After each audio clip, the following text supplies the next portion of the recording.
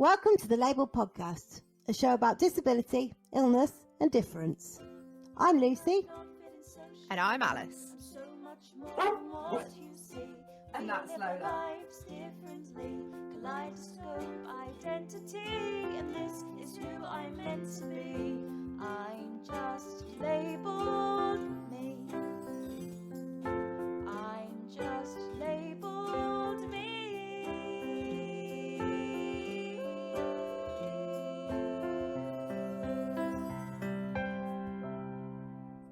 Don't forget, in this episode, I might swear, Lucy might cry, and you can check out details of the trigger warnings on our website. Hello, everyone. Welcome to a brand new episode of the lABLEd podcast. I'm going to move my microphone so I'm actually speaking into it and it's not next to my ear.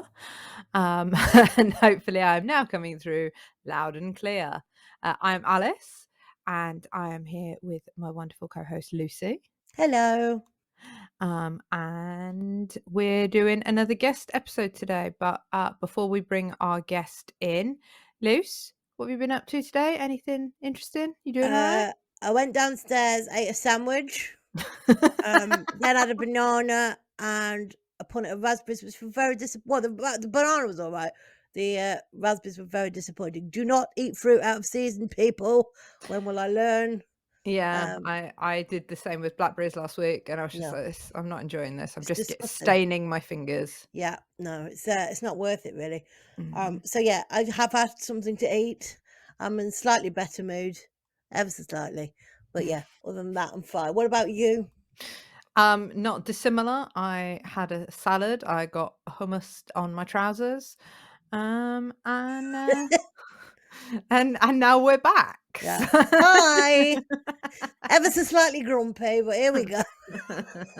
Well, we have a guest here. No pressure, John, to cheer you up today. John joined us back in October last year as part of our Disability Technology series to talk to us about all things AI. And we had such a good time talking to him that we have bullied him into coming back on. Hi, John. Thank you for coming on. Hello, John. Hi, guys. Hi. Thanks for having me back. I really appreciate it. Yeah, well, always really good fun to chat to you guys. So thank you. Well, we realised that the bonus content is always very condensed very quickly because we usually have about 45 minutes before the Zoom call cuts us off. And then we just thought we'll get John back on and have a proper conversation like actual human beings. So thank you for joining us. No, not at all. Thank you. So when you came on, you talked to us about AI, John. I sort of assumed that your interest in that kind of comes from like personal use, or is there kind of more to that? Yeah, I mean, I use quite a lot of AI tools, like in my sort of day-to-day life. I use, like, I think like everybody uses at the moment is like, like the Alexa devices or the Google Home. Mm-hmm. I use it in my iPhone. And I think it's just one of these technologies that, especially over the past kind of like, 18 months or so, has just exploded and it's just everywhere. It's just everywhere now. But my interest kind of came from it, like, oh God, years ago, seeing all these sort of science fiction movies about it and everything. And, now they're not really science fiction anymore. They're like, actually happening. So. It does feel a bit like that, doesn't it? Like stuff that if you'd said to me as a kid, like, your phone will be able to tell you where you are, or like, or your watch will be able to monitor your heart rate, or you sort of go, yeah, all right. Or you can just pick up your mobile phone and within 20 minminutes you can have food delivered to your door and things like it's crazy. By drone if you live in the right postcode. yeah, exactly. Yeah, it's really funny because when I was a kid, my nan, who is no longer with us anymore, my nana was convinced that they would be able to solve my cerebral palsy by putting a chip in my brain. And I was like, oh, Nan, I don't think so, somehow. But then the other week I was watching the television and they were talking about Elon Musk implanting a chip into somebody's head to wire them into the internet. And I was immediately like, oh, I don't think I like that. But I immediately thought of my nan going, they'll be able to sort you out. They'll put a chip in your head as soon as I heard it. It's a bit. My mum's been saying for years that, like, it's a horrible phrase, but she always says, "Oh, it won't be within my lifetime, but within your lifetime, they'll cure your eye condition." And I'm a bit like, so that sort of sounds like what I've got to do is wait for you to die, and then someone will come along and be like, "Hey, look, we fixed it." Yeah, I know, and it's probably not within the realms of possibility.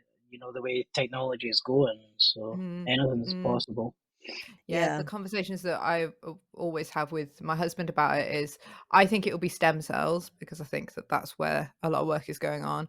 But he Yeah, reckons it'll be some kind of tech thing that will get developed for the military to like Yeah, give yeah. people night vision without, and snipers sight without like binoculars yeah. and stuff like that. And I was like, I don't know. I don't know how I feel about having like, a switch behind my ear to be like, right, I'll turn my night vision on. You'll be like one of those action man that with the switch in the back of a head going, I could look through, like where you could look through the back of your head. Yeah.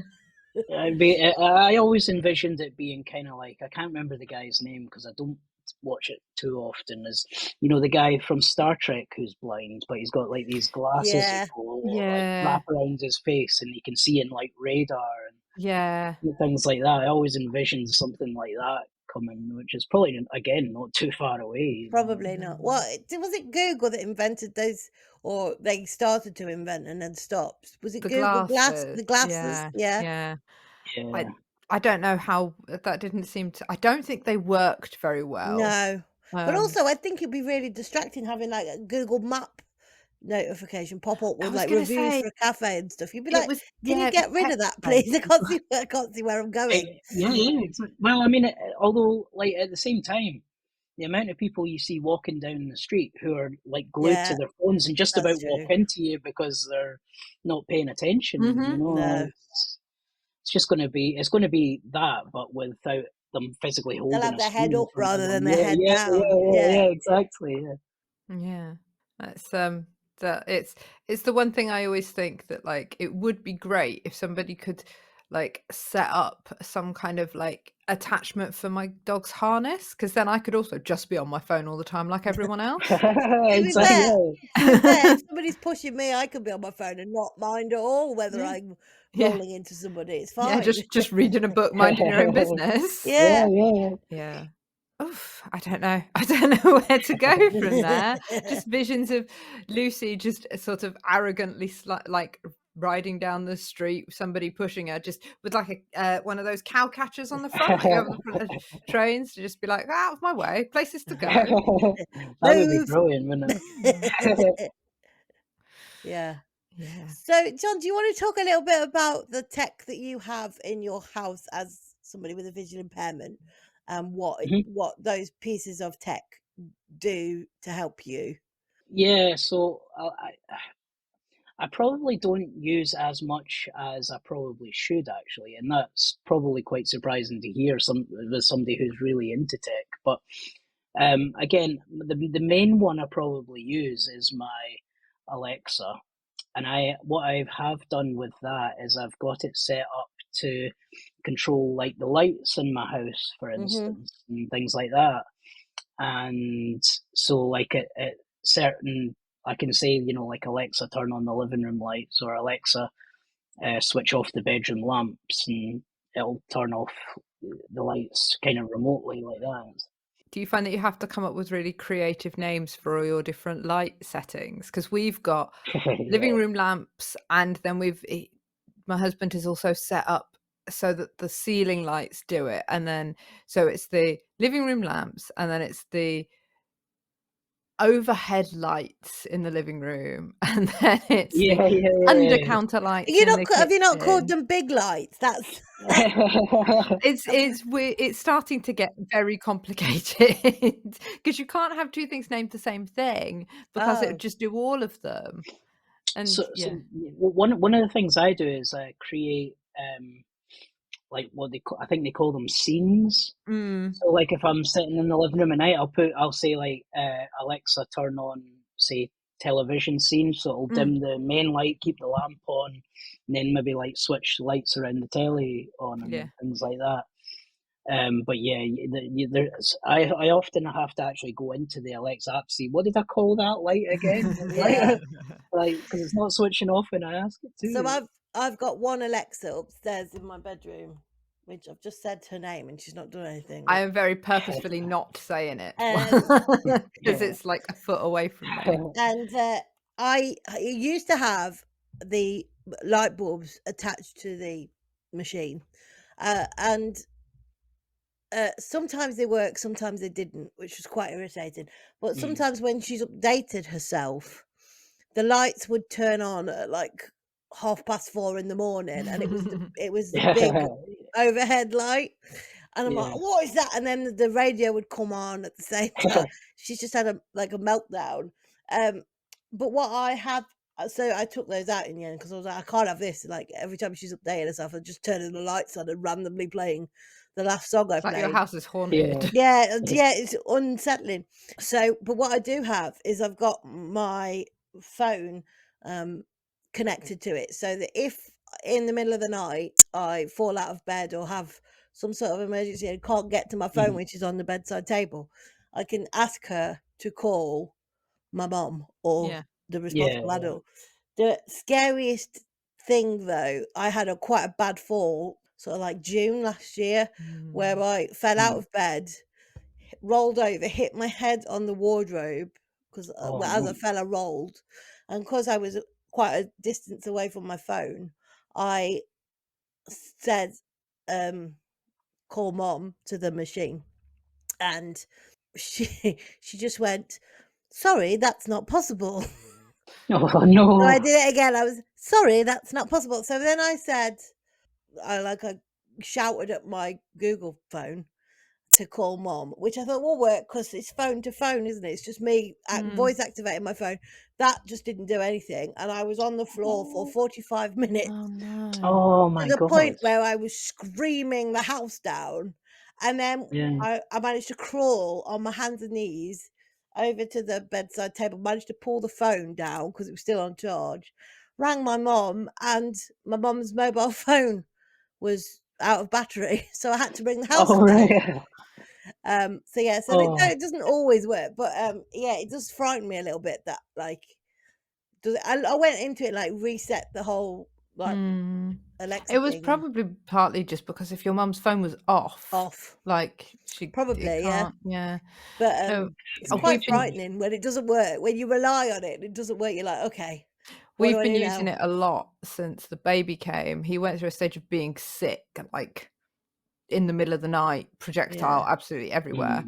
Mm. And so I would just be getting them the smart speakers to talk to each other. Hmm. So I'd just be like drop into the bedroom to wake my husband up to be like, I need you, the baby's been sick everywhere. Yeah. And like, Yeah. I'd be sitting 6 inches away from it and just nothing happens and you'll go and you're there like it always happens when kind of you're in a flap and Mm. so Yeah, when you really need it yeah, and you're yeah, panicking. And yeah, then other times we Yeah. can be sat here, me and Alice can be sat here having a conversation and it will just wake up for no real reason. You're like, I didn't just even start say your talking to name. you. Yeah. Yeah. See, Um, I had it one time, and it scared the life out of me because it was the middle of the night and my Alexa device is through in my living room. I just live in a small sort of two-bedroom flat, and it must have been about 2 or 3 o'clock in the morning. It just randomly started playing music on Spotify, yeah, and no, I was just like, oh, I was sleeping. I didn't trigger it. I was like, just making sure you're on your keeping on your toes. It's not none of that is quite as weird as the time that I asked her what time it was and she told me a really bad joke. Oh, I asked her what time it was and she said what quite offensive joke now that I think about it. I think it was something like, what do you call a cow with epilepsy? Beef oh, jerky. oh, yeah, that is quite offensive. Isn't it? Yeah, Yeah. yeah. I wow. remember being just I don't think I asked that question. Thank you very much. Next. Yeah. What time is Yes. it? Yeah. It does make me wonder Wow. whether like other brands of smart speakers are more or less reactive. Like it does make me because I've only really got the Amazon smart speaker. I'm being very careful with the I words know, I it's use really now. funny. Yeah. But yeah, because I've only got the Amazon one, it does make me wonder what other smart speakers are like when you have to interact with them, whether they're all that stupid or whether it's just the one from Amazon. My dad's got the Google one, and he Mm. lives in France, and I can remember when he got it, I was like, "Do do you have to speak to it in French?" French, yeah, Like like, how does that work? yeah.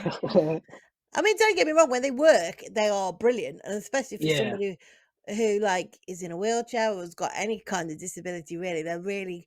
And I know there's been quite a lot of studies how with, like, older people who live on their own, it can combat loneliness a little bit because Mm. they will play music or they will sort of, like, read the news to them maybe. It's not like having a full-on yeah, conversation with your neighbour, is it? But at least there's a little bit of, somebody talking to you. And I know that, I think Age UK, like, I think they're a very good idea for older people, but, you know, they can't be, I don't think anything can replace human contact really, can it? yeah, And I think that sometimes it's all too easy to forget that actually yeah, hum exactly. nothing can replace that human being on the end. Like, when you ring a call center, for instance, and you're on, like, a call queue, or you use the messaging service to contact them. It's not quite the same as talking to an actual human being who can actually go, right, what's the problem? Let me see if I can help you. Because you Yeah, always feel a bit more calmer when you speak to a human being. Well, usually, depending totally. on their attitude. But yeah, I don't think they can quite replace humans just yet. No, but Who knows though, eh?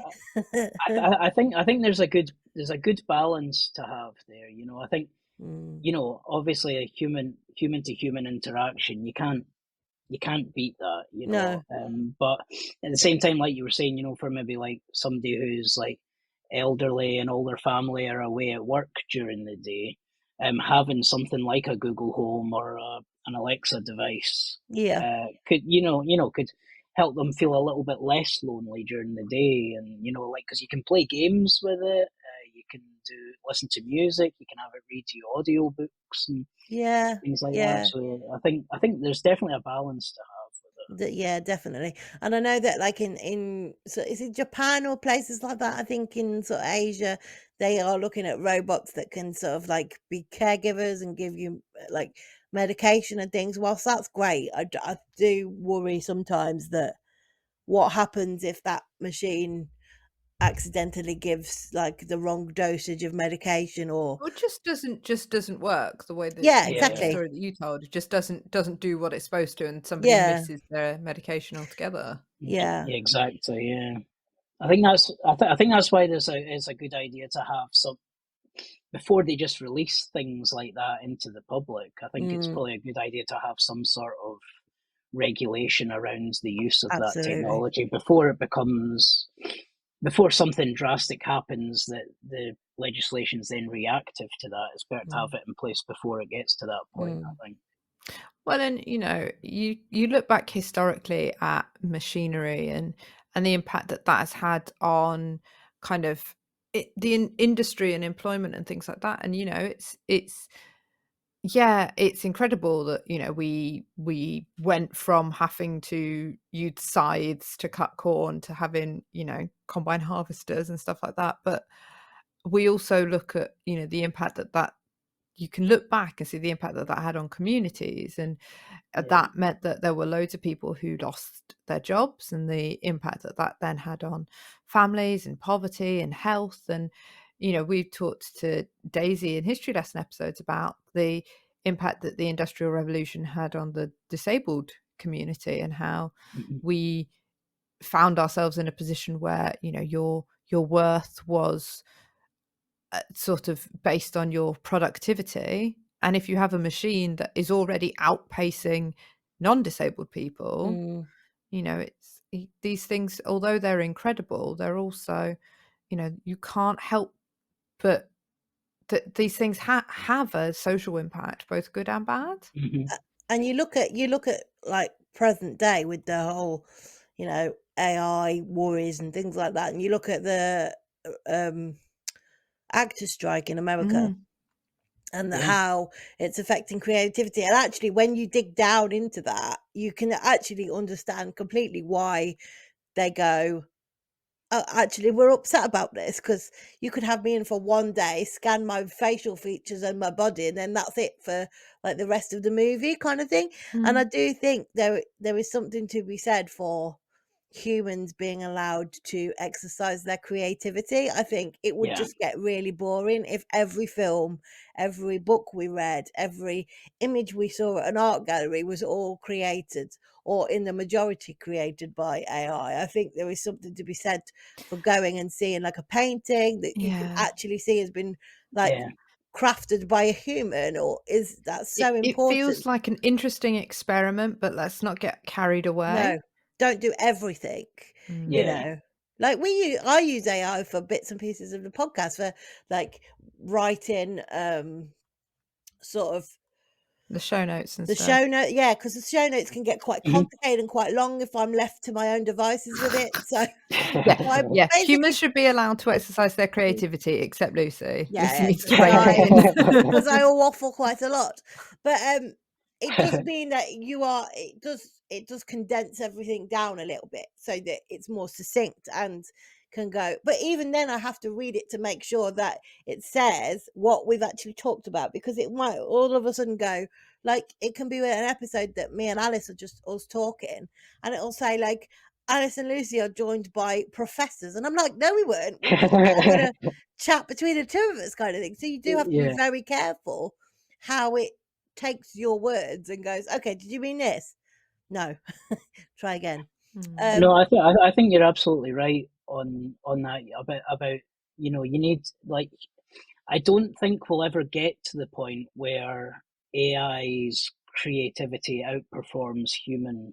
creativity, because if you look at things like, like movies, TV shows, books, even artists' paintings, the majority of them are kind of based on the person who wrote that, Hmm. like, film. It's based on their lived experience or how they perceive the world, and kind of, their life experiences, whether it be like a book or a painting or things like.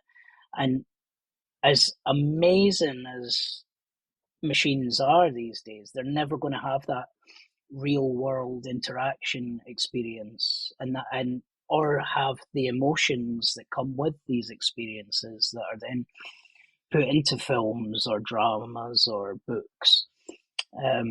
But again, like, I think tools like using AI for things like you said, Lucy, to help with like writing show notes or giving you prompts to help you write, to expand on essays or Mm. whatever like that. I think that's where the technology can enhance the human experience and kind of Absolutely. complement it, rather than overtake it and just say like, right, okay, we don't need the human anymore. No, yeah. And I think as well that there is that level of, if you're asking AI to do everything for you, like write me 10 questions for a podcast interview, or write me some questions for an interview, like if you're hiring somebody, it makes the person who is doing that job lazy, because Mhm. you're not having to think about anything, and it takes a human heart out of it. I think people could tell if we'd written a load of questions using AI for a podcast interview, because they aren't worded like how we would speak. So it's just like, Yeah. you can tell when it's not written by a human. And I think people would get fed up of it, like after a while. They'd go, hang on, why aren't you just talking like a normal person? Well, and Yeah. I think that, the stuff that people love, that people flock to, the films people watch, the books people read, Read. the podcasts people listen to, are the ones that are, if not the most expressively creative, but the ones that are kind of the most real and human Mm, and reflect that human experience. There is, like, as much as stuff like EastEnders is obviously overblown, it is a kind Yeah. of a microcosm of human emotions and experiences, and the drama and the intimacy that you develop with characters like that when you watch a show like that regularly, like that. You can't replace that with technology. You can't replace the emotion that you get when you watch a film that makes you cry, because those things are usually, because they are kind of really tapping into an emotional kind of connection. Exactly. Yeah, I totally agree with that. Having said that, I did weep like a child when I sat and watched Moana the other day. Oh, that gets I've me. never seen it. I'd seen it already. We've been playing kids, so asking the smart speaker, the machine, to play songs for kids. And she's been cycling through Disney songs, and I was like, I heard the You're Welcome song that The Rock sings, and I was like, oh yeah, I know that song. Yeah. I was like, I've seen that movie like twice, and I was like, fucking love this. I've got to watch it again. I'm gonna sit down and watch it with the baby. But the baby is too young to care about Disney films, and I got about 3 minutes in before he was like, this is boring. So later that same day, I decided that I'd have another go while he was having a nap, and I got a further 3 minutes in before he was like, I'm not having a nap anymore. So it took me 3 attempts, but I finally got through it at the weekend, and it was just, it's just not even at sad bits. I was just like, oh, she's just going through so much.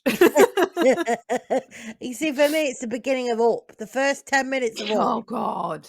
Like, if you don't cry at that, there is something wrong with you. What is wrong with you if you don't cry? What is, have you not got a heart? But it is a very good film, and like the first time, because when the first time you see it, you're like, oh, this is nice. Oh, this is nice. He's going through his life. Oh, and then you're like, oh God, no. Oh God, no. I'm just a weeping mess. Which isn't hard, I know, but that is just does me in every time. Completely, just I don't think you'd get that if it was written by AI. Would you really? No, definitely not. What's your favourite kids film, John? Oh, my favourite kids film. I'm probably going to be really boring by saying this, but I love the Toy Story film. No, I agree with you. I don't think you can go wrong, actually. I agree with you. That's what that's what I do around Christmas time. I put Toy Story 1 on. I sit there under my blanket, eat some cheese, and everything's right with the world. I do love Toy Story. I actually really quite enjoy children's films. Frozen's another one of my favourites. Frozen's it's probably a guilty pleasure, because I say it to my friends that I like Frozen. They're like, Frozen? I know. I know. I saw Frozen 1. I don't think I've seen Frozen 2. No, I haven't seen the second one, but I literally had this conversation with my friend at the weekend when I was telling her that I'd watched Moana, and she was like, she said something, and she was like, as long as you don't watch Frozen. And I was like, I love Frozen. I think it's amazing. I love it.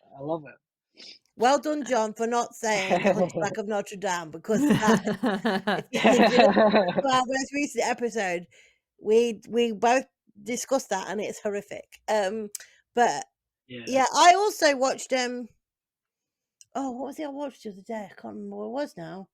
Oh, Aladdin. I like Aladdin. Aladdin was the first film I saw as a child at my local cinema that's now a Wetherspoons. I think it was one of the first. I can certainly remember going to the cinema to see Aladdin. Yeah. We're the same age, so I wouldn't be surprised if it was one of the first things I saw. Yeah. But that is one of my favourites. I mean, and also you get the added bonus of Robin Williams in it, which you can never go wrong, really, can you? So no, he's brilliant, isn't he? Yeah, he is very good. I have to say, I don't know about some of the older ones like Aladdin. I haven't looked, but one of the things that you have to say for Disney, for kind of all of their flaws, is they are so good at audio description. Like they've got that shit 100%. Down. Like it's not just that they do it consistently, but the scripting's always really good. The delivery. I can remember one of the first films I watched audio described was one of the first Avengers movies, and the guy who's doing it sounds like a wizard or something. Is he like putting his acting skills to the test as well? It was. I can just remember thinking like like it was, accepting the audio description was something I needed. It wasn't hard, but it was a bit like, oh, I feel a bit weird about And this. also because you're like, I don't want it to ruin the movie. Yeah, I and guess. that's what I was worried about. Yeah. But it really, I can remember watching that thinking, this actually gives me more. This adds to the Yeah. movie. And now my husband doesn't even notice when audio description is on. He'll sometimes like Wow. log into the wrong Disney account and just be like halfway through something and like, oh yeah, I've just They're talking to noticed. me about this. Yeah. Yeah. So was Moana audio described? Yeah.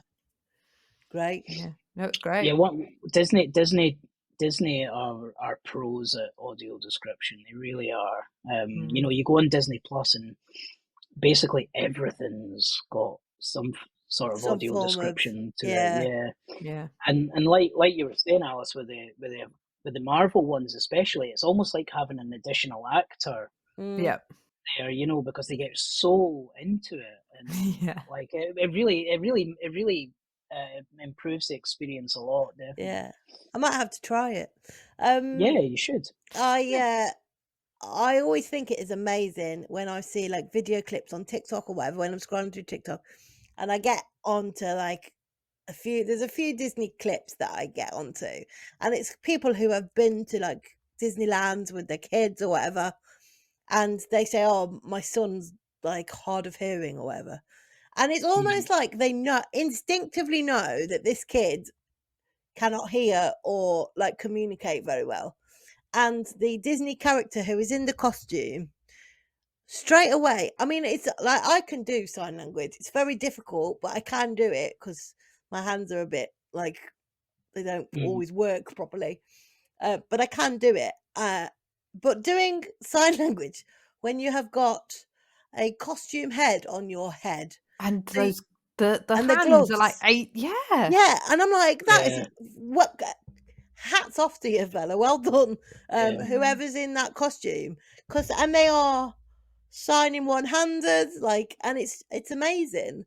And I just think, what a great experience for those kids who otherwise wouldn't be able to talk to Mickey Mouse or whatever. It's brilliant. And you know things like that. These kids will remember that for the rest of their life. You know, and Absolutely. it's just small things like that. You know, like Mickey Mouse or Donald Duck doing a bit of BSL to these kids who are deaf or hard of hearing.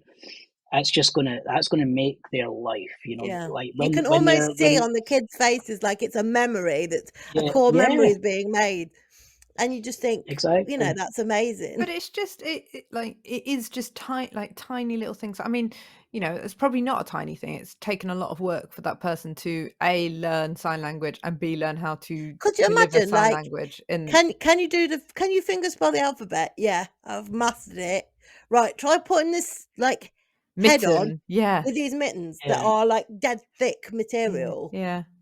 But it does just kind of say to you, well, if that's like that, something like that can make such a huge difference to people. Mm, And it's one of those things that, like, it's probably a lot of work to get it down, but once you've got it down, you've got it there in your back pocket, you just pull it out whenever yeah, it's needed. exactly, Um, yeah. And it's not just deaf or hard of hearing like people either. They've got there's one young man who I think he's autistic. I'm not 100% certain.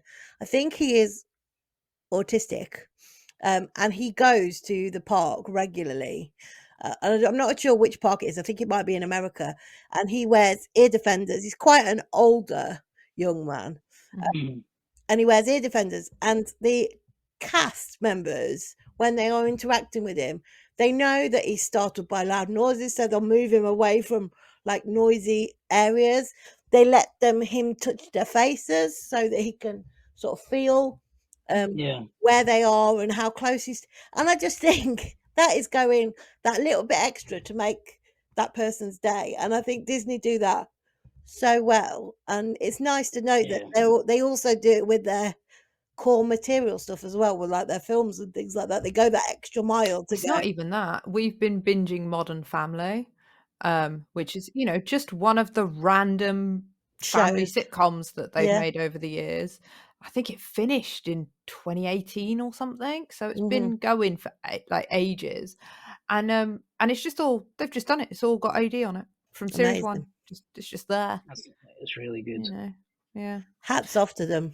yeah. Whereas on Netflix, it's hit and miss. Yeah, yeah. Even BBC, you probably don't know this, Lucy. To find stuff on iPlayer, you have to go to the like audio described section, and Oh, yeah. they put us all in the corner to be like, this is all the stuff you can watch Here's over the here. sign stuff. Yeah, yeah.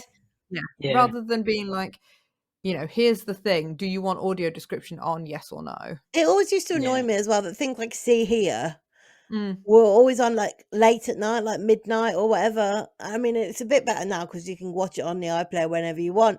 But back before the iPlayer was invented, you would have to like record it on the VHS and stuff like that. And you're like, why are these programs on so late at night? Why can't they just be like part of like normal hour programming when people are awake and can view it at a normal hour? I just never understood it really. It's like a dirty little secret, isn't it?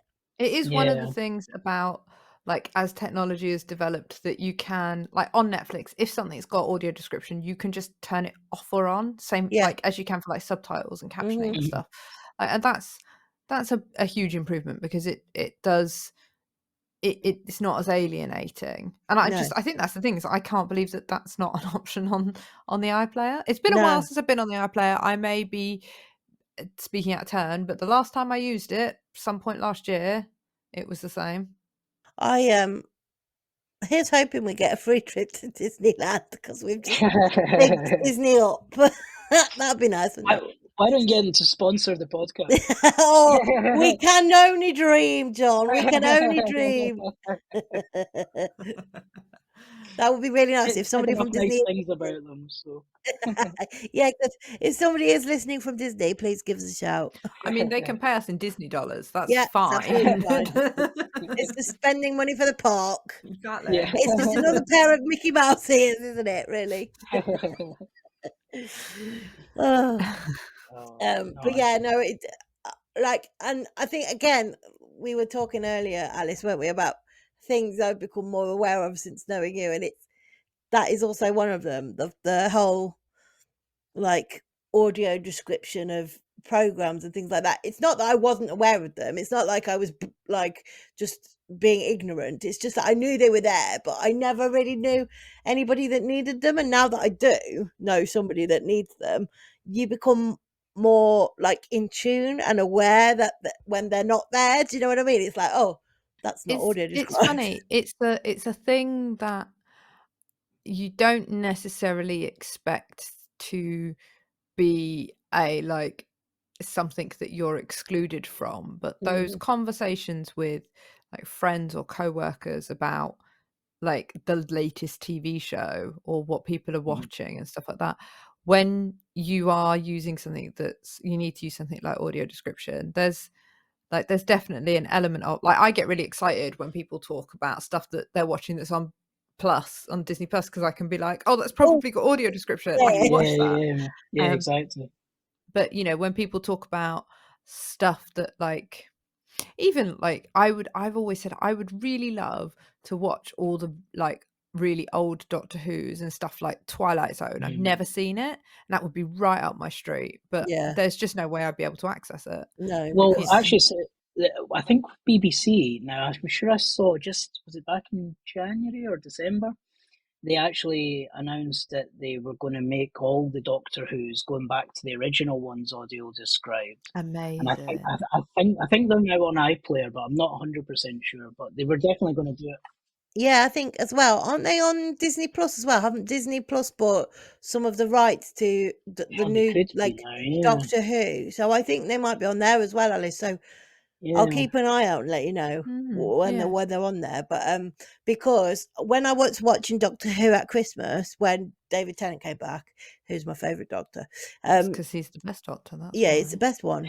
He's got It was just his stories was just the stories he they had were were better. incredible. Yeah, and they were. He performed them very, very well. And yeah, that's just that straightforward. That's the debate over. I'm sorry. I actually met David Tennant when I was working at the BBC. I will tell that story. Wow. Yeah, It's quite embarrassing, really. But he because I used to work at BBC Birmingham, and it was like a central. It was in because it was in that we are in the belly button of Britain in Birmingham, really. So if anybody was passing through, with all of the fluff and the weird smells and everything. yeah, exactly. But if anybody was passing through, they'd say, "Oh, can you just call into here and record this voiceover, or can you come and do some like publicity shots?" Because they'd got like space where they could do publicity shots and stuff. And at the time, Children in Needs came from BBC Birmingham. Don't ask me why. And they put me on Children in Need because, of course, they did. Disabled person. They thought, "Oh, that's the one for her." I'll be right up her street. Yeah. It was for a few weeks before Christmas, and David Tennant came in dressed as Doctor Who. Oh, wow. To do some photo shoots for that year's Children in Need thing. And he walked past my desk, and like they always say to you, like, if you don't ask for autographs, try not to get too starstruck, because essentially they are at work, you are at work, like try and act like normal. And he walked past my desk, and I'd fallen in the shower and had cut my hand on the shaver that I was shaving my legs with, and fallen onto it and cut my hand. Ugh. And I got a massive plaster over it because of pushing myself. Massive plaster over it. And he walked past the desk and saw this bandage on my hand, looking like Pudsey Bear, really, to be honest. And I went, he looked at me, because I didn't really clock him, to be fair. He looked at me and he went, "What have you done at your hand?" And I said, "Oh, I fell in the shower." And he looked at me and he smiled and he said, "I've got something that'll fix that." And I went, "Oh, yeah. What?" And he's digging around in his pocket and he pulls out this sonic screwdriver. That's which amazing. It was a prop, right? And he starts shining it on my hand. And I just went, Dave. Dave. Stop. So he went, "What?" I said, "We all know that's from Argos." Just stop it. Like this. He's like, "All right, sorry." Wandered off. I was like, yeah, it's just one of the most bizarre stories. Really funny. But yeah, Dave, we all know that's from Argos. That's right. But yeah, so when the new episode of Doctor Who came out at Christmas, I was like, this all looks very flashy. They've spent some money here. And then at the end of it, it was like BBC Studios in association with Disney Plus. I was like, okay, yep, that'll be it. That's where the money's come. That's them Disney dollars, isn't it? Yeah. Because also as well at the beginning, like the beginning of the Marvel films, they'll have the Marvel logo, and it's got all the shots from the films and stuff. They've got that similar thing, but for Doctor Who, and I was like, "What's that? What's that? Where's that come from? What's that?" And then at the end, where it said in a co-production with Disney, I was like, "Oh, that's what they're trying to do. They're trying to make it like Marvel, aren't they?" Yeah. That's what they're doing. But yeah, so I think they're all going to be on Disney Plus. Oh, interesting. I will let you know. Yeah, it's my husband won't watch stuff like really old Doctor Who with me because he can't stand how like the quality of the like filming and the technology and stuff in it. Yeah, it is quite funny when you see like in the old Doctor Who's, it's like somebody lying on the floor pretending to be like a space slug, and they're just wrapped in like green bubble wrap. Yeah. Sticking out the end of it. You're like, wait a minute. Wait a minute. Yeah, I don't. Dave doesn't think he could tolerate it, so I'll have to watch them by myself. But that's fine if they've got audio description on them. I can fucking rock it. I don't need him. Yeah, absolutely. Isn't it watching Wizard of Oz when you know that the snow scenes in the Wizard of Oz is actually asbestos? I didn't know that. Yeah, is it really? It's proper asbestos. And the wow. the metal paint used on the Tin Man was actually lead paint. Or was it the witch? It could have been the witch, but either way, they were painted on with like lead paint. Really, it's terrible.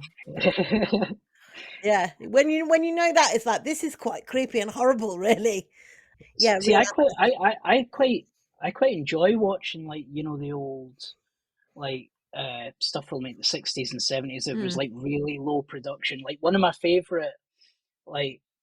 favorite superheroes is Batman. Mm-hmm. But I love, one of my favorite iterations of Batman was the Adam West. Yeah. Yeah, The old, it was in 1960 something. yeah. Yeah. There's only like 2 or 3 series of it, but like nothing beats that for me. The old kind of like latex Batman Yeah. costume and that, and like even comparing it to like the modern day one with the big metal suits and CGI, and I'm like, Yeah. no, that's not Batman. Halved abs, like everything like that. You're like, wait a minute.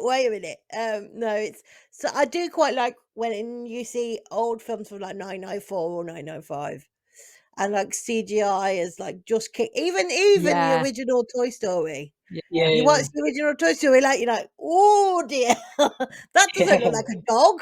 Like you squint a Yeah. bit. Whereas like it really it blows my mind a little bit that you've got kids growing up these days who have got CGI that's like pristine, like Lifelike. and you're Yeah. like, we had Toy Story in A Bug's Life. Do you know what I I can mean? remember when oh goodness, what was his name? Who played the Emperor in Gladiator died in the middle of Filming, was yes, it Richard Attenborough? Was it David Attenborough's brother? could have been. Yeah, I think it was. Yeah. Who died before they finished, and so they used CGI just on a couple of scenes to like used cutscenes and CGI'd it a bit to put, and I can remember everybody was like, "This is incredible," and they'd done so, and it doesn't stand up. No. It's really sad. It doesn't. You look at it stand now, you're up. like, that's not him, though, is it? Didn't they do this like a similar thing with Philip Seymour Hoffman in Hunger Games, or am I misremembering that? I never saw I those never heard of. movies. I think they did it with Heath Ledger Yes. and Batman. There was a couple of scenes where they had to kind of CGI him for like the last couple of scenes or something, because he died before they finished The end of filming. it, yeah. I remember reading about that. But even when I watched Aladdin back at Christmas, there is in some of the scenes in Disney's Aladdin, there is you can start to see like they're playing around with certain scenes where it's a bit more 3D-esque, like there's slight CGI where he's flying over with the carpet over certain areas of, and you're like, oh, like looking at it now, you're like, Yeah. oh, on the cusp, yeah, yeah. it's like nearly Yeah. there, ever so, but it's like it's quite startling when you see it now. But yeah, there's kids growing up now And that it's will mad to think that, like, if my husband is saying, "Oh, I can't watch Doctor Who from the 70s, it's too like outdated, I can't deal with because the somebody's tech." wrapped Like, in bubble wrap on the floor. my kid's gonna be saying that about Aladdin. He's gonna be like, "Oh, I Yeah. can't watch that. The technology's Well, terrible." And I'd be like, "No, What are you talking about? Yeah. you just yeah, you just shown the live action version, which I don't necessarily agree with, I but haven't seen any of the live action no, versions." but just stop with the just make some new films. Do you know what I mean? Just stop with the live, Yeah. like the live action Lion King. I had issue with that because actually it's not live action. It is it's like CGI Yeah, animation. It's not yeah. you've not got a real lion and then they've They've just just remade it, yeah. yeah, you've not Yeah. that's not a real it's not a real toucan or a No, warthog. It's no. they're computer animated. It's not live action. Yeah, I don't know what their fascination is with remaking the whole, but maybe that's why. Maybe they realize that kids these days won't watch the originals because Well, of yeah, and, you can charge people twice, can't you? They watch yeah, the originals, they watch the new ones. because of the Yeah. nostalgia That area. and that is, I said that I know Disney's not perfect at the beginning of the show, and that is one of the reasons why Disney's not perfect. Yeah, Um, make some I new did Disney princesses. I did get upset about, was it, well, must be about 15 years ago now, when they remade Charlie and the Chocolate Factory. Oh, with I was yeah. like, Johnny oh, Depp. I just couldn't watch it, and I've still It never is watched No, it. I've never seen it. it is a bit weird. That was one of my Yeah. favorite favorite like Oh, films I as a love it. kid. The original one with oh my Gene god, Wilder. thank you, Gene Gene Wilder. I was Wilder, like, Gene, yeah. yeah. It like again. The new prequel's good though. The prequel story to the original's quite Jared good. Leto's just got one of those faces I just want to It's punch. not Jared Leto, it's Timothy. Is it Timothy Chalamet? Chalamet, yeah. Is it? Mm, I was convinced it was Jared Leto, and just no. again, I want to see that, but only for one reason, is to see what's his name, Hugh Grant as an Oompa Loompa. Yeah, that is a bit weird. That is a bit. I was like, why was Hugh Grant your final choice? I was like, how did It's they a come little to bit that? How odd. did they cast him as an Oompa Loompa? It's like, what? Well, to be fair, in this film, you only ever see one Oompa Loompa. You don't see more than Hugh Grant. There is only one Yeah. Oompa Loompa. But yeah, even I was like, what? Why Hugh Grant? it's an odd choice. It is an odd And choice. Hugh Grant, are you like short of money or what? Well, I was just thinking that because wasn't he in the Paddington movies? And that Yes. they did well. Mhm. Like, Also, as well, I realised that it's made by the same people who make Paddington, and there's quite a few people who were in the Paddington movies in the Wonka film, and I think that basically they just happened to be around on casting day anyway. Yeah, So they went, you'll do. let me open my contact book and see who falls out. He'll do. But yeah, it's very good. I liked it, and I am a fan of the Gene Wilder version. It gives you the same sort of feeling that the Paddington movies give you. That kind of warm, cozy, can I have a jam sandwich now, please, sort of feeling. I think you'll find it's a marmalade sandwich. Well, you know, I don't particularly like marmalade, but I'll settle for any type of jam. Okay. Okay. Yeah, so there we go. I feel like Jonathan Ross on film 2014. Yeah. We'll have to do a review of Wonka. You'll have to write us a review of Wonka when you get to see it, John. Yeah. I definitely will. Yeah, absolutely. Yeah, no, I do want to see it, and that's the only reason is because I just can't picture Hugh Grant as an Oompa Loompa. No, you do get used to it after a while, and he's not in it all the way through, so it's not kind of distracting. Yeah. The first time you see me like that is clearly Hugh Grant dressed as a small orange Oompa Loompa. Is Ron Atkinson not in that film as well? Yes, Isn't he? briefly. Yeah, No, he's not briefly. He does actually play quite a significant role, but yeah, he is. Even I was surprised when I saw Rowan Atkinson in it. I was like, "Oh, it's Mr. B." I mean, that must be bad. I think of him as Blackadder personally. Yeah, but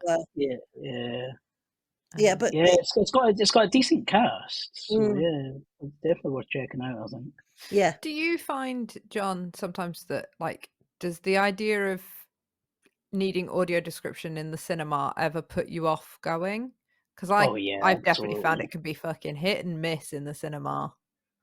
And they get sometimes you get part of the audio description, and the receivers they give you don't work sometimes. And I'm not a bit. I think there must be some sort of modern technology that you could use to get a better audio description experience at the cinema. I usually just wait for it to the film to come either onto Disney Plus or one of the other streaming services before I watch them, because the cinema experience isn't great, to be honest, when it comes to audio description.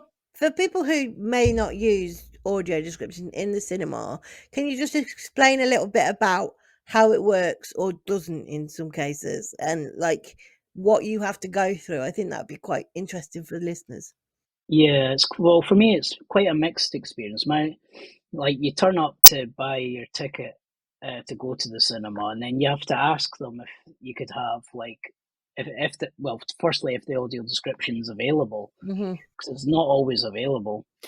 Sometimes it sort of weirdly depends on what screen it is. So there might be a film that's on in screen 4 that's got audio description, but when they're showing it in screen 6 2 weeks later, it's not. Right. Yeah, and sometimes the staff member what do you mean by audio description? And I've never spoken to somebody first time who they always have to go and get their manager. I've never met Yeah. someone like front of house who's like, "Oh, I know what you're talking about." Yeah, just go, "Oh, yeah, here you are. Here's the headsets in screen 6." You know, that would be Mhm. amazing if that happened, but it's yeah, No. it's So never they, happened, they and they give you a headset that Right, either does like audio description or usually has the audio track for the film but louder right, if you've yeah, got hearing difficulties. right. Okay. And then but you never know if it's going to work until the film starts. Oh. So yeah, you usually have to, if you sit in the middle of the sort of screen, like in the seats, it's usually better because it's about where the output receiver thing Mhm. is. Mhm. mhm, But then that's not great for me because I prefer to sit slightly further back so I can see more of the screen. Yes, of So it's a yeah, course. toss up between whether I see more or I Or you hear hear more. more. Yeah. Yeah. hear more, yeah, Um, yeah, and then you sit there through all the ads and the trailers and stuff. See, to my mind, now you're just telling me about whether, like, you only know it's working once the film started. To my mind, wouldn't they be better audio describing the trailers so that you could see if it works? Again, I think probably w- 2 out of every 10 times I go to the cinema, I don't have to send whoever the sighted person is I've got with me out to get another headset. Honestly, I've asked before if I can have 2 headsets, and they all like, quite often people will be really funny about it, and I'll be like, "Look, yeah, I do this much more often than you do. mhm, I can almost promise you one of these is not gonna work, so yeah, just give me 2." yeah, Um, yeah, it is honestly, Lucy, it is enough to put me off going to going to see the stuff at the cinema. cinema, which then Yeah, means, me too. you risk spoilers, like yeah, Yeah, exactly. Yeah.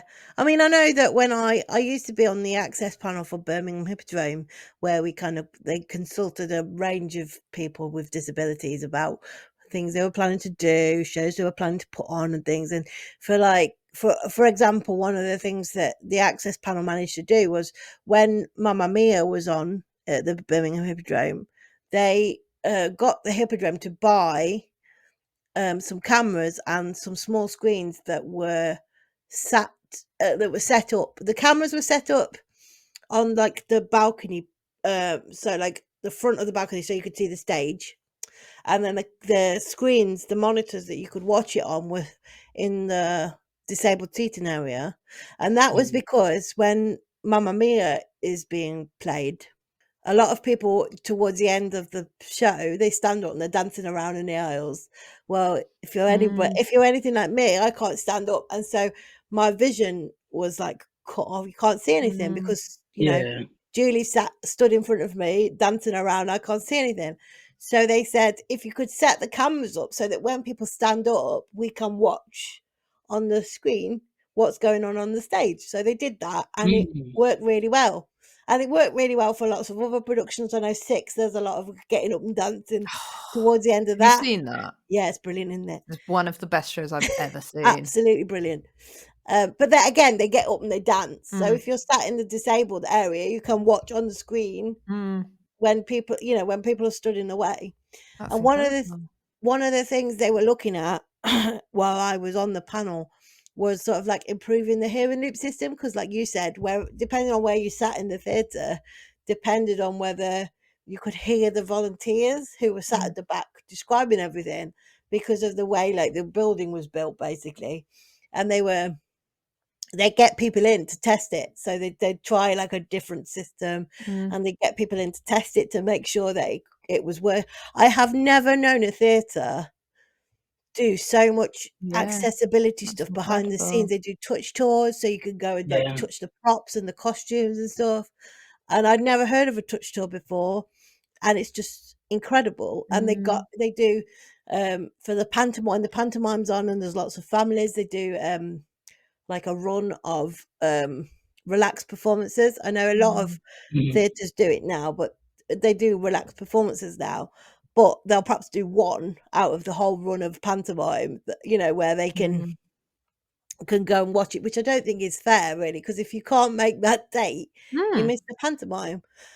Whereas the Hippodrome will do like a good like 4 or 5 of them within that run are relaxed performances. They've got chill out zones, so if people find it too much, that they can go and sit out just outside of the theatre. They don't close the doors, they dim the lights, they don't like turn them off completely. And it's just it was like it blew my mind once I know how much effort they put into it. And I really appreciated the fact actually that they consulted disabled people, and it wasn't just one type of disabled person. There was all sorts of, disabled people that were offering their thoughts and opinions, because it's like nothing about us without us, isn't it, really? I was so encouraged. Can we get the Hippodrome to sponsor us? Yeah, Because that was like 10 minutes of advertising. That sounds amazing, I know. But yeah, it just I think, like we were saying before, going that extra mile might seem like a lot of work, like hard work, but actually if you do it right, it doesn't have to be hard work, does it? Yeah.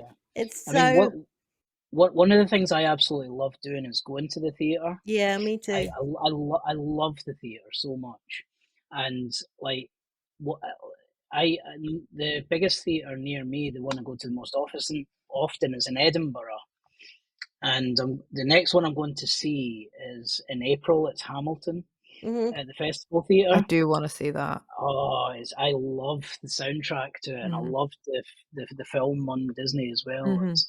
It's incredible. So I'm really looking forward to it. And they're in Edinburgh for 2 months, I think, from the end of February to the end of April. And I was a little bit disappointed that there was only something like 2 or 3 performances in that 2-month period that was going to have the audio description and the BSL performance at the same time. I was like, so that only gives us like kind of like sort of 3 options of what they want to go on. But when you do go, the experience is incredible. I think the last one I went to see was The Lion King, and like you said, they offer the touch tour where you get to sort of feel the materials of the costumes and things, and then somebody's in the theatre doing a live audio description through the headsets for like people with visual impairments. And I go to the theatre and I've got my guide dog with me, and they always offer, they say, like, so that he's not in the environment with loud music and that, we'll look after him in the office if you want during the performance, and we'll meet you, we'll bring him back to your seat and things like that. And I think that just takes a little bit of the anxiety away of going to the theatre and allows you to just enjoy the experience a bit more as well. And it's one of the reasons I love going to the theatre, is because I know the experience is always going to be really good. And especially if you go there very often as well, I suppose you know what to expect. It's that whole thing. Go on, Alice, what were you going to say? I was just going to say, I usually keep my dog with me when I go to the theatre, and then when Lucy was telling, Dora's quite an anxious dog. So Dora wants to be with Mummy at all times, doesn't she? And I feel like she'd just get a bit stressed if she was in the office with strangers. But so when I went to see Mamma Mia with a friend 18 months ago, they gave us an extra seat, so Dora sat in between us in the in the gap on the floor. And she was fine. She didn't absolutely chill. The only thing that caused her any sort of like, oh my God, was at the end of Mamma Mia, a shit ton of glitter and confetti came down from the ceiling. And she was just like, what is this? Can I eat it? I don't know what to do. Mummy, what do you want me to do, Mummy? Are we leaving now? No. Brilliant. I mean, I think like at the Hippodrome, going back to the Hippodrome, they've got the volunteers, they used to guide dogs and things like that, and it's just a really nice experience, because you know that everything has been thought of, and they'll often ring when Mum rings for tickets for stuff. They've got all my details on file, so having to explain everything, and it's just, you're like, this is lovely. Yeah. because Yeah. it's so stressful for people going anywhere. Yeah. If you've got a disability of any kind, it's stressful because you think, oh God, I'm gonna have to explain everything, and there's gonna be like people are gonna ask questions like why all the time. It's like why? No, I'm afraid you can't do that. Why do you need that? And you before you've even got there, you're like working yourself up and thinking, right, if I, whereas if you just know that people have thought about it. And that's exactly Yeah. it. Like with the, like both John and I said at the cinema, it is enough to make you go, I'm not going to go. No, It's you just not don't worth it. need I'm not that. going to You don't go. need the stress, do you? Yeah. No. No, Exactly. no. Exactly.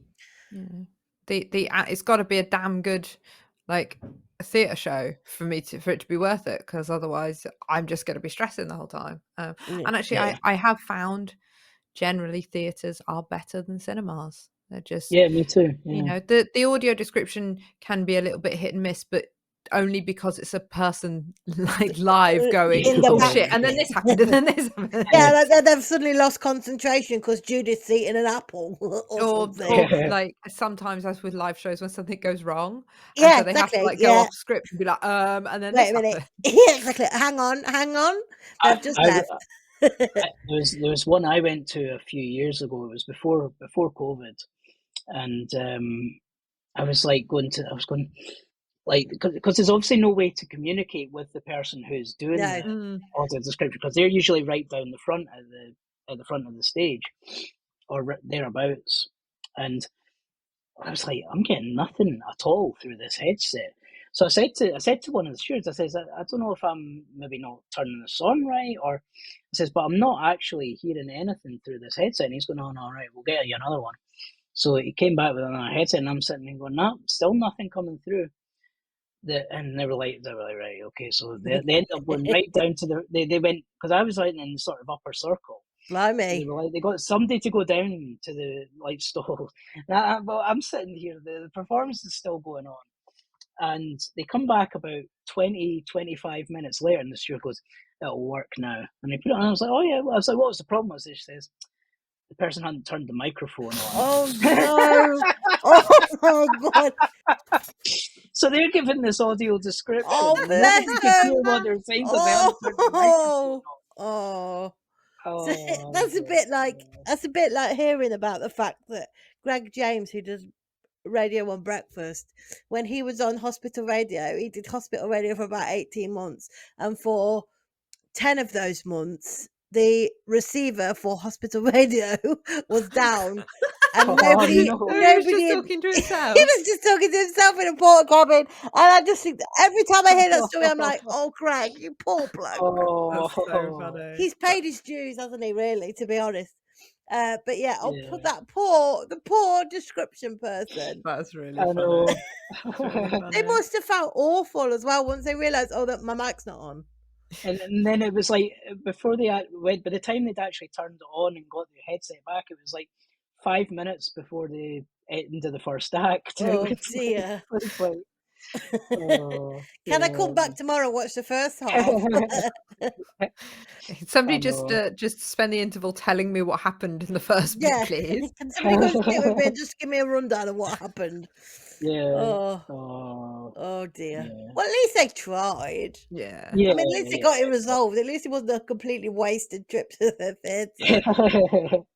No, Oh, I that's mean, and things like that happen. It's unfortunate, Yeah. but You have sadly to it see the does. funny side, don't you? At some, you're like, Exactly. I can really see you've tried here, so I'm not going to kick up a fuss, because at the end of the day, we're all human, aren't we? You know. Totally. Yeah. And Yeah, forgetting to absolutely. turn my microphone on is something I would do, if I'm I was completely just honest. thinking, I think we're very lucky that we've made it 3 years in and haven't recorded an entire episode without actually hitting record.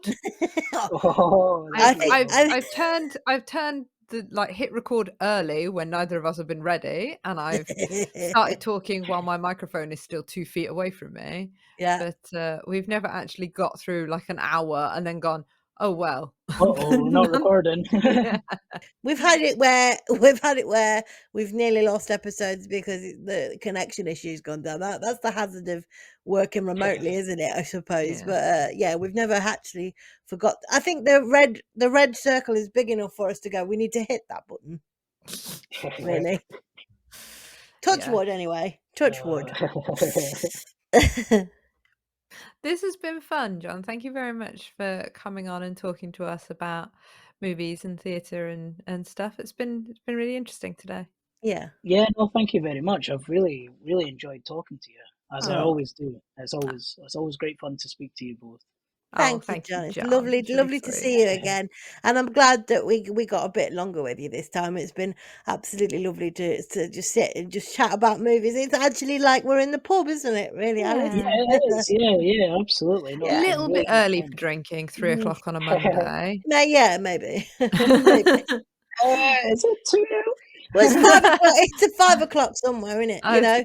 no, not for the Scottish, I assume. No. It's not too early. We start from the second we get up in the morning. I Oh, remember one of the first times I met John, he told a story about getting the wrong can of Coke out of the fridge when he was Oh, on a work call. right. Mhm. Yeah. Do you want to tell the story, John? Yeah, so I was on a work call. Mhm. This was like during COVID. Mhm. It was a Zoom call, and I basically, before the call had started, I'd gone to the fridge. I was like, "This is going to be like a 2-hour call, so I'm going to get a drink out of the fridge." And I thought it was a can of Coke. Yeah. Well, it was actually was a can of Jack Daniels. Oh no. So I'm sitting here on mute while everyone's introducing themselves, and I was going, "Oh!" And then I knew immediately as soon as I'd taken a sip, I was like, "Oh my god!" And then I was like, "Do I turn my camera off? Do I just put it off to the side? How do I get rid of this can? How do I explain this one?" Yeah. Amazing. Amazing. That's so funny. Yeah, and then I've been on like Zoom calls where, I mean, you would think, yeah, I'm not an alcoholic at all. I actually very rarely drink, but this was also during COVID where I was sitting in my kitchen on a Zoom call, and they were like, I didn't know what my background looked like, but basically on the unit, the kitchen unit was behind me, and my manager at the time was like, "Did you want to just maybe move these empty beer bottles out of Oh shop?" no. I was like, "Oh, sorry about that." But I promise that was from last night. I will just leave you with this. So I was on a work call about just before Christmas, and my dad had come home, and he'd taken his he'd taken his jeans off. I will just like say this before I go any further. He had got long johns on. My dad spends a lot of time on roofs, working on roofs, so he wears layers to keep himself warm. He'd taken his trousers off with his long johns on. And I'm on a work call. Oh, And because I hadn't said anything, my dad just thought I was playing like a video or something because I'd not said anything. And I didn't realise he was going to the cinema, and he just walked past in his long johns. I was like, for God's sake, oh no. can you just tell me, please, before you go Oh. wandering around? Deary me. I don't The know. perils of amazing. working from home. I Oh, know. how I Yeah. would like an office with a door. Anyway, Oh, definitely. John, do you want to tell people where they can find you online if they want to connect with you and talk to you a little bit more about things we've been talking about here? Yeah, so you can get me on Twitter at John Attenborough, and I'm also on LinkedIn and Instagram as well at John Attenborough as well. So Great you stuff. can find me there if anyone's got any questions. I'm more than happy to answer. We will make sure that it's all linked in your show notes so that thank you. people can easily find you on there. Alice, is there anything else? Thank you. I don't think there's anything else. I think it's just the usual. If you liked listening to this episode, please tell your friends. Share us on social media, and you can also rate and review the show on Apple and Spotify. It's a really good way of helping new listeners find us. Say nice things about us. That's the Yeah. key thing. Make sure the review is nice. Yeah. Tell other people how great we are, and then go about your day. And that's all from us. So I guess we'll see you next time. Bye-bye. Bye-bye. Shh. Don't wake Dora. Thanks for listening to the lABLEd podcast. If you like the show, you can rate, review, and subscribe, and you can follow us on social media at lABLEdPod. This episode was edited by Adam Hall.